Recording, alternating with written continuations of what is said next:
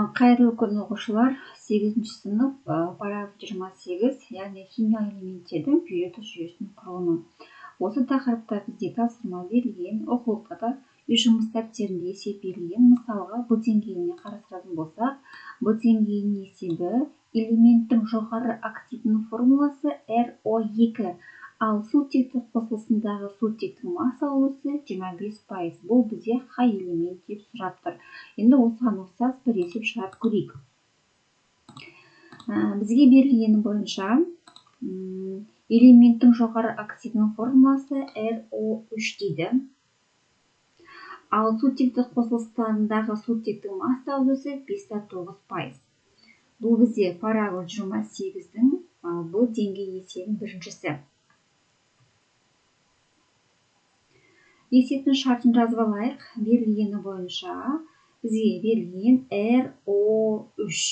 Яғни бізде бұл жерде подсказка беріп тұр. РО3 оттегі бізде 3 атом, а РО элемент ол бізде 1 атом. Ол Р деген белгісіз элемент, соны табу керекпіз. Ал сутектік қосылыстарындағы сутектің масса үлесі 5,9%. Яғни омега сутектің масса үлесі 5,9%. Бізге табу керек. Осы РО3 және атомдық масса белгісіз элемент, ол бізде қайсы екен, соны табу керекпіз. Қарайық, РО3 бұл қайдан шыққан? Ол РО3 деген бізде Менделеев кестесінде ол бізде бар. Мына жерге қарасақ, міне 6 валентті ол бізде.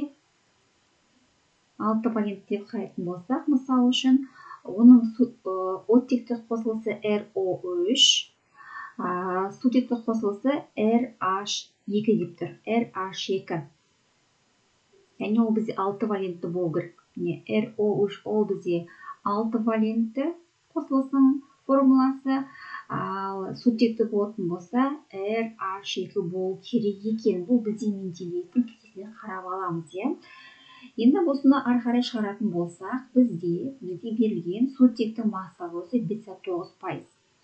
Енді егер де бізде РО3 6 валентті болатын болса, онда сутектің қосылысы RH2.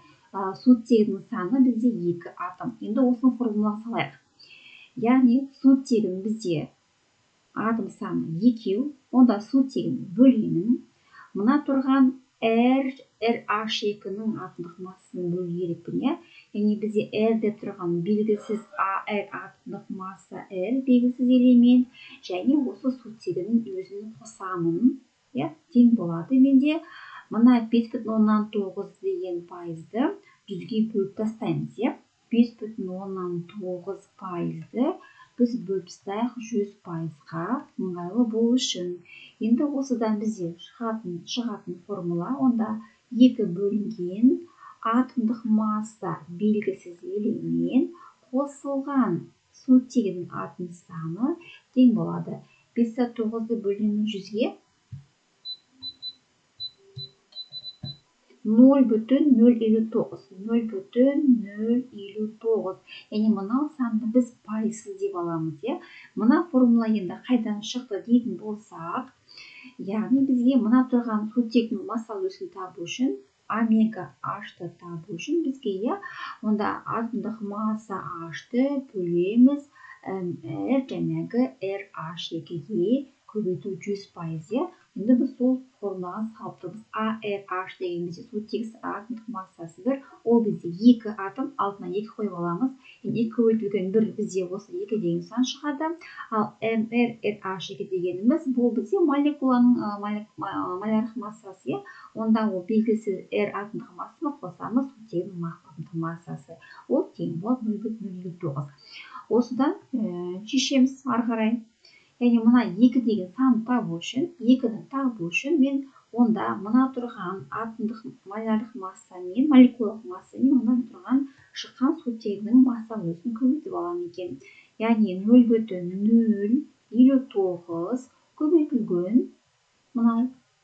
Яғни атомдық масса ол бізде R қосылған 2. енді осыны ары шығарайық. 2 тең болады. Атомдық масса R 0,059-ға көбейтеміз, иә? Сол кезде бізде шығады 0,059 атомдық масса қосылған.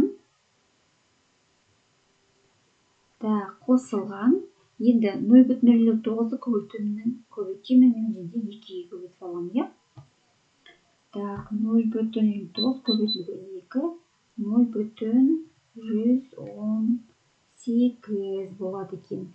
Енді мына 2-ден мына сан минус болып барады. Мұнда плюс болған, мұнда минус болып барады. 0,118 тең болады 0,059 AR.